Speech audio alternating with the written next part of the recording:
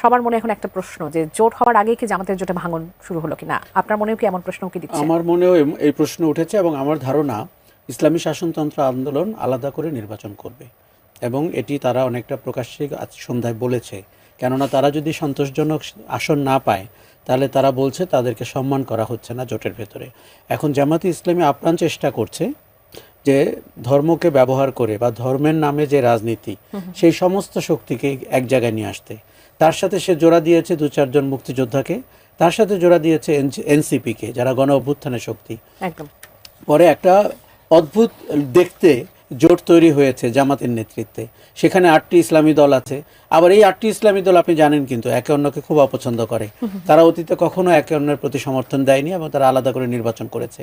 এখন এবার তাদের একটা ধারণা হয়েছে যে মানুষকে ধর্মের কথা বললে অথবা কম দুর্নীতির শাসনের কথা বললে মানুষ হয়তো তাদেরকে একবার সুযোগ দিতে পারে।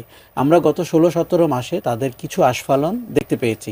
তারা অনেকে বলে থাকে জামাত তো প্রায় ক্ষমতায় আছে, কাজেই সে নির্বাচনটির ব্যাপারে অত সিরিয়াস না। কেননা প্রশাসনে তার একটা প্রভাব তৈরি হয়েছে। ক্যাম্পাসগুলোতে আপনি দেখেছেন ফলাফলে জামাতের ছাত্র সংগঠন ভালো করেছে। এখন জামাতকে দেখতে হবে যে অন্য শরিকরা আসন নিয়ে সন্তুষ্ট কিনা। নাহিদ ইসলামের এনসিপি কিন্তু আমাদেরকে দারুণভাবে হতাশ করেছে।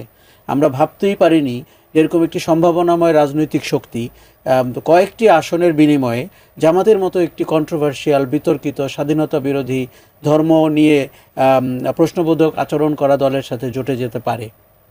দেখুন, বিএনপির সাথে গেলেও কিছু সমালোচনা এনসিপির হতো, কিন্তু বিএনপি একটি মধ্যপন্থী দল এবং এই মুহূর্তে বাংলাদেশের স্থিতির জন্য অনেকেই মনে করছে বিএনপির পক্ষে ভোট দেওয়াটা বা ভোট পাওয়াটা স্বাভাবিক। কিন্তু এনসিপি যেই কঠোর অবস্থানের দক্ষিণপন্থী উগ্রবাদের রাজনীতির দিকে গেল, আমার ধারণা তাতে করে তাদের রাজনৈতিক ভবিষ্যৎ অনিশ্চিত হয়ে গেছে এবং তাদের এক ধরনের রাজনৈতিক মৃত্যু ঘটেছে। কেননা আপনি নির্বাচনে কতটা ভালো করবেন, জামাতের জোট ভালো করলেও এনসিপির নেতারা কতটা ভালো করবেন আমি কিন্তু খুব ডাউটফুল।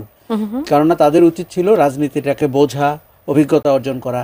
কাজেই 11 দলীয় জোট সেটি কিন্তু এখন পর্যন্ত পূর্ণাঙ্গ কোনো আসন সংখ্যা প্রকাশ করতে পারে। অনেকেই তো আসলে বলছে যে এনসিপি হচ্ছে তরুণদের নেতৃত্বে গঠিত হওয়া দল, জামাত বরঞ্চ গ্রেস পেল যে তারা জুলাই অভ্যুত্থানের সঙ্গে ছিল এবং তারা তরুণ নেতৃত্ব, সেজন্য জামাতের জন্য এটা আসলে পজিটিভ সাইড হয়ে গেল। আপনার কাছে কি তাই মনে হয়? এটা খুবই সাংঘাতিকভাবে সত্যি। কেননা দেখুন, জামাত একটা বিশেষ ঘরানার রাজনীতি করেন। 1971 সাল তাদের অস্বস্তির বছর এবং পরবর্তী 54 বছরে তাদেরকে এই প্রশ্নের উত্তর দিতে হচ্ছে এবং ক্ষমা চাওয়ার ব্যাপারে আমরা মোটামুটি একমত।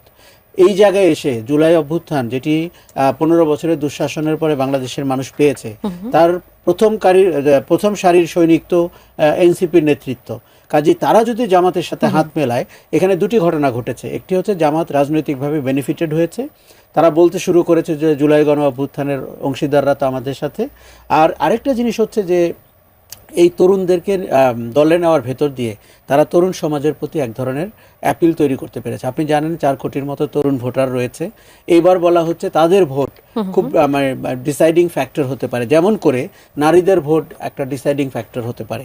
কাজেই জামাত ইসলামী কৌশলগতভাবে আমার মনে হয় যে অনেক দূর এগিয়ে আছে এবং তারা এক ধরনের, আপনি জানেন আজকে জামাতের আমির ডক্টর শফিকুর রহমান বলেছেন যে ওনারা ক্ষমতায় গেলে শরিয়া আইনে না প্রচলিত আইনে দেশ শাসন করবেন।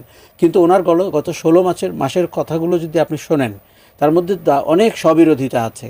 যেমন কোন আইনে বাংলাদেশের নারীদের কর্মঘণ্টা ঠিক করা যায়, বাংলাদেশের কোন আইনে নারীরা সপ্তাহে 5 দিন কাজ করবে না 3 দিন করবে, উনি তো এসব কথা বলেছেন। এবং উনি এগুলো যখন বলতে থাকেন তখন কিন্তু মানুষ অনেকটাই দেখতে পায় জামাতকে ক্ষমতায় পাঠালে বাংলাদেশ অন্ধকারের দিকে যাবে, অতীতের দিকে যাবে, নাকি সামনের দিকে যাবে।